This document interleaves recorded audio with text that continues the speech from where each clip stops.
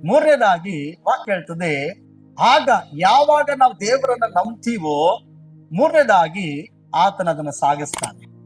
ಮೂರನೇದಾಗಿ ಇಲ್ಲಿ ವಾಕ್ಯ ಹೇಳ್ತದೆ, ಆಗ ಎಲ್ಲಾ ಗ್ರಹಿಕೆಯನ್ನ ಮೀರುವ ದೈವ ಶಾಂತಿಯು ನಿನ್ನ ಹೃದಯಗಳನ್ನ, ನಿನ್ನ ಯೋಚನೆಗಳನ್ನ ಕ್ರಿಸ್ತ ಯೇಸುವಿನಲ್ಲಿ ಕಾಯ್ತದಂತೆ. ಅರ್ಥ ಆಯ್ತಾ? ನೀನು ಚಂಚಲ ಆಗ್ಲಿಕ್ಕೆ ಬಿಡಲ್ಲ, ನೀನು ಅಪನಂಬಿಕಸ್ಥರಾಗಕ್ ಬಿಡಲ್ಲ, ಪರಿಸ್ಥಿತಿ ನೋಡಿ ಆ ಕಡೆ ಈ ಕಡೆ ತಿರ್ಗಕ್ಕೆ ಬಿಡಲ್ಲ, ಅವ್ರ ಮಾತು ಕೇಳಿತೀನಿ ದೇವರ ಅನುಮಾನಿಸಕ್ಕೆ ಬಿಡಲ್ಲ. ಆದ್ರೆ ದೇವರ ವಾಕ್ಯ ಹೇಳ್ತದೆ, ಆಗ ಎಲ್ಲಾ ಗ್ರಹಿಕೆಯನ್ನ, ನಿನ್ನ ಎಲ್ಲಾ ಕೊರತೆಯನ್ನ ಮೀರುವಂತಹ, ನಿನ್ನ ಎಲ್ಲಾ ಕೊರತೆಗಳನ್ನ ಒದಗಿಸಿಕೊಡುವಂತ ದೈವ ಶಾಂತಿಯು ಕ್ರಿಸ್ತ ಯೇಸುವಿನಲ್ಲಿ ನಿನ್ನ ಹೃದಯ ಯೋಚನೆಗಳನ್ನ ಭದ್ರಪಡಿಸಿ ಕಾಯ್ತದಂತೆ. ಆ ಗುರಿ ಕಡೆಗೆ ನಡೆಸ್ತದೆ, ಒದಗಿಸಿಕೊಡ್ತದೆ. ಮೊದಲನೇದಾಗಿ ಚಿಂತೆ ಭಾರವನ್ನ ಯೆಹೋವನ ಮೇಲೆ ಹಾಕು. ಎರಡನೇದಾಗಿ ವಿಶ್ವಾಸದಿಂದಿರು. ಮೂರನೇದಾಗಿ ಅದನ್ನ ಸಾಗಿಸ್ತಾನೆ. ಇಲ್ಲಿ ಫಿಲಿಪ್ಪಿ ಪತ್ರಿಕೆ ನಾವು ನೋಡ್ತೀವಿ, ಚಿಂತೆ ಭಾರವನ್ನ ದೇವರ ಮೇಲೆ ಹೇಗೆ ಹಾಕುವುದು? ಪ್ರಾರ್ಥನೆ, ವಿಜ್ಞಾಪನೆ ಮೂಲಕ ದೇವರ ಮೇಲೆ ಹಾಕ್ಬೋದು. ಎರಡನೇದಾಗಿ ಏನ್ ಮಾಡ್ಬೇಕಂತೆ ನಾವು? ಆತನ ಮೇಲೆ ವಿಶ್ವಾಸ ಉಳ್ಳವರಾಗಿ.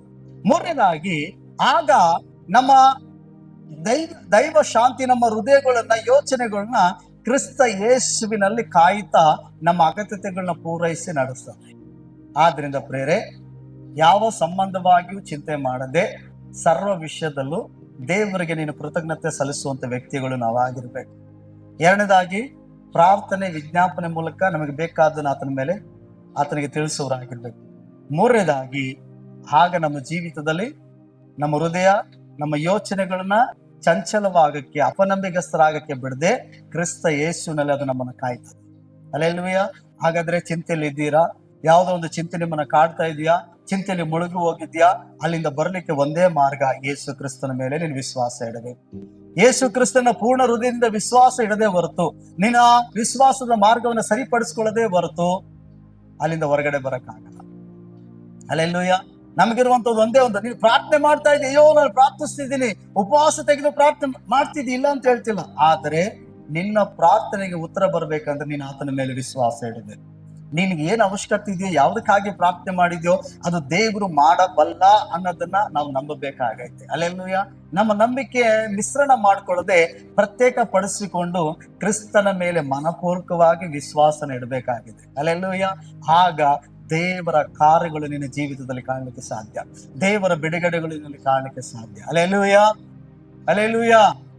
ಪ್ರೇರೆ, ಅದಕ್ಕೆ ಮತ್ತಾಯನ ಬರೆಸುತ್ತೆ 6ನೇ ಅಧ್ಯಾಯದಲ್ಲಿ ನೋಡ್ತೀವಿ, ಯಾವ ಸಂಬಂಧವಾಗಿ ಯೋಚನೆ ಮಾಡಬೇಡಿ. ಊಟ ಮಾಡೋ ವಿಷಯದಲ್ಲಿ, ಒತ್ಕೊಳ್ಳೋ ವಿಷಯದಲ್ಲಿ ಯೋಚನೆ ಮಾಡಬೇಡಿ. ಯಾಕಂದ್ರೆ ಅದೆಲ್ಲ ನಿಮ್ಗೆ ಅವಶ್ಯಕತೆ ಇದೆ ಅಂತ ಗೊತ್ತಿದೆ, ಅದೆಲ್ಲವನ್ನು ನಾನು ಒದಗಿಸಿಕೊಡ್ತೀನಿ ಅಂತ ಹೇಳ್ತಾನೆ ದೇವ್ರು. ಹಾಗಾದ್ರೆ ಅವ ಮನುಷ್ಯನ ಮೊದಲು ದೇವರ ರಾಜ್ಯಕ್ಕಾಗಿ, ನೀತಿಗಾಗಿ ತವಕ ಪಡ್ಬೇಕಂತೆ. ದೇವರ ರಾಜ್ಯಕ್ಕಾಗಿ, ನೀತಿಗಾಗಿ ತವಕ ಪಡುವಾಗ ಅವರಿಗೆ ಬೇಕಾಗಿರೋದು ಎಲ್ಲವನ್ನು ಕರ್ತನ ಒದಗಿಸಿಕೊಡ್ತಾನೆ ಅಂತ ಹೇಳ್ತದೆ. ಫಸ್ಟ್ ನಾವು ನೀತಿಯಲ್ಲಿ ಜೀವಿಸ್ಬೇಕು, ದೇವರ ರಾಜ್ಯನ ಹುಡುಕಬೇಕು, ದೇವರಿಗೆ ಮೆಚ್ಚುಗೆ ಆಗಿರೋದಕ್ಕಾಗಿ ಜೀವಿಸೋದಕ್ಕಾಗಿ ನಾವು ಒಪ್ಪಿಸಿಕೊಟ್ಟು ನೀತಿ ಮಾರ್ಗದಲ್ಲಿ ನಡೆಯುವಾಗ ಕರ್ತನು ನಮ್ಮ ಅಗತ್ಯತೆಗಳನ್ನ ಸಂಧಿಸ್ತಾನೆ. ನಾವು ಮೊದಲು ನಮ್ಮ ಕೊರತೆ ಏನಾಯ್ತೋ, ಸಮಸ್ಯೆ ಏನಾಯ್ತೋ, ನಮ್ಗೇನ್ ಬೇಕೋ ಅದನ್ನ ಬೆನ್ನತ್ತಿ ಅದನ್ನ ಹುಡುಕಿ ನಾವು ದೇವರ ಬಳಿಗೆ ಬರೋದಾದ್ರೆ ಖಂಡಿತವಾಗಿ ಅದು ಸಿಗಲ್ಲ. ದೇವ್ರ ವಾಕ್ಯ ಹೇಳ್ತದೆ, ಮೊದಲು ದೇವರ ರಾಜ್ಯಕ್ಕಾಗಿ, ನೀತಿಗಾಗಿ ತವಕ ಪಡು, ಅವುಗಳು ಕೂಡ ನಿನಗೆಲ್ಲವೂ ದೊರೆಯುತ್ತದೆ ಅಂತ ಹೇಳ್ತದೆ. ಹಾಗಾದ್ರೆ ಮತ್ತಾಯನ ಬರೆಸುವಂತೆ 6ನೇ ಅಧ್ಯಾಯದಲ್ಲಿ ನೀವು ಓದ್ಕೊಡ್ರಿ ಮನೆಗೆ ಹೋಗಿ, ಅಲ್ಲಿ ವಾಕ್ಯ ಹೇಳ್ತದೆ, ಯಾವ ಸಂಬಂಧವಾಗಿ ನೀನು ಚಿಂತೆ ಮಾಡಬಾರ್ದು. ದೇವರು ನಿನಗಾಗಿ ಒದಗಿಸುವುದಕ್ಕೆ, ನಿನ್ನ ಉಡಿಸಿ ತೊಡಸುವುದಕ್ಕೆ, ನಿನ್ನ ಅಲಂಕರಿಸುವುದಕ್ಕೆ, ನಿನ್ನ ಘನಪಡಿಸುವುದಕ್ಕೆ, ನಿನ್ನ ಮೇಲೆತ್ತುವುದಕ್ಕೆ ಏನೆಲ್ಲ ಕಾರ್ಯಗಳನ್ನ ಮಾಡಿದ್ದ. ನೀನು ಈ ಭೂಮಿಲಿ ಇರುವಂತ ಪಕ್ಷಿಗಳಿಗಿಂತಲೂ, ಮತ್ತೆ ಬೆಳಗ್ಗೆ ಅಳ್ಳಿವೆ ಸಂಜೆಗೆ ಬಾಡಿ ಹೋಗುವಂತ ಹೂಗಿಂತಲೂ ಹುಲ್ಲುಗಿಂತಲೂ ಎಷ್ಟು ಹೆಚ್ಚಿನವಳು ಎಂಬುದಾಗಿ ಅಲ್ಲಿ ದೇವರು ನಮಗೆ ಪ್ರಕಟಪಡಿಸ್ತಾರೆ. ಅಷ್ಟೇ ಅಲ್ಲದೆ ಅರಸನಾದ ಸೊಲೊಮೋನನಿಗಿಂತ ಅವನ ವೈಭವಕ್ಕಿಂತಲೂ ನೀನು ಹೆಚ್ಚಾಗಿ ವೈಭವ ಪಡಿಸ್ತಾನಂತೆ. ಕಾರಣ ದೇವ್ರು ಹೇಳೋದು, ಚಿಂತೆ ಮಾಡಬೇಡ. ಚಿಂತೆ ಅನ್ನೋದು ಅವಿದ್ಯತ್ವ, ಚಿಂತೆ ಅನ್ನೋದು ಪಾಪ. ಚಿಂತೆ ಅನ್ನೋ ಆತ್ಮ ನಿನ್ನ ಒಳಗಡೆ ಬಂದ್ರೆ ದೇವರಿಂದ ನೀನ್ ದೂರ ಆಗ್ತಿ. ನೀನ್ ದೇವರಲ್ಲಿ ಇದ್ದಂಗೆ ಇರ್ತಿ, ಪ್ರೇಯರ್ ಮಾಡ್ತಾ ಇರ್ತಿ, ಚರ್ಚಿಗೆ ಬರ್ತಾ ಇರ್ತಿ, ಕಾಣಿಕೆ ಕೊಡ್ತಾ ಇರ್ತಿ, ಆದ್ರೆ ನಿಜವಾದ ವಿಶ್ವಾಸದಲ್ಲಿ ನೀನಿರಲ್ಲ. ನಿಜವಾದ ಆತ್ಮಿಕವಾಗಿ ಮನುಷ್ಯನಾಗಿ ಬೆಳವಣಿಗೆ ಆಗಲ್ಲ. ನಿಜವಾಗ್ಲೂ ದೇವರ ಅನ್ಯೋನ್ಯತೆ ನಿನ್ನ ಒಳಗಡೆ ಇರಲ್ಲ. ಯಾಕಂದ್ರೆ ಅನುಮಾನ ಬಂದಾಗ ಏನಾಗ್ತದೆ? ಒಂದು ರಾಜ್ಯ 2 ಭಾಗ ಆಗುತ್ತೆ. ಹಲ್ಲೆಲೂಯಾ. ನೋಡಿ, ಗಂಡ ಹೆಂಡತಿರ ಅನುಮಾನ ಬಂದೇಟಿಗೆ ಒಂದೇ ಕುಟುಂಬದಲ್ಲಿ ವಾಸ ಮಾಡ್ತಾ ಇರ್ತಾರೆ. ಬೆಳಿಗ್ಗೆ ಎದ್ದು ಹೆಂಡತಿ ಮಕ್ಕ ನೋಡ್ತಾಳೆ, ಗಂಡನ ಮಕ್ಕ ನೋಡ್ತಾನೆ, ಇಬ್ರು ಒಂದೇ ಇರ್ತಾರೆ. ಆದ್ರೆ ಆ ಅನುಮಾನ ಅನ್ನೋದು ಅವ್ರ ಮನಸ್ಸನ್ನ ಬೇರೆ ಮಾಡ್ಬಿಟ್ಟಿರ್ತದೆ. ಅವ್ರ ಮನಸ್ಸೇನಾಗಿರ್ತದೆ, ದೂರ ಆಗ್ಬಿಟ್ಟಿರ್ತದೆ. ನಿಜವಾದ ಮೊದಲ ತರ ಒಬ್ರಿಗೊಬ್ರು ಅರ್ಥ ಮಾಡ್ಕೊಳ್ಳೋದು, ಪ್ರೀತಿಯನ್ನು ತಿಂದಿರುವುದು, ಒಬ್ರಿಗೊಬ್ರು ಸಹಕರಿಸುವಂಥದ್ದು, ಒಬ್ರಿಗೊಬ್ರು ಗೌರವಿಸುವಂಥದ್ದು, ಒಬ್ರಿಗೊಬ್ರು ಯಥಾರ್ಥವಾಗಿ ಜೀವಿಸುವಂಥದ್ದು, ದೇವರಿಗೆ ಸ್ತೋತ್ರ ಮಾಡು, ಇವ್ಯಾವ ಒಳ್ಳೆತನ ಕೂಡ ಇರಲ್ಲ.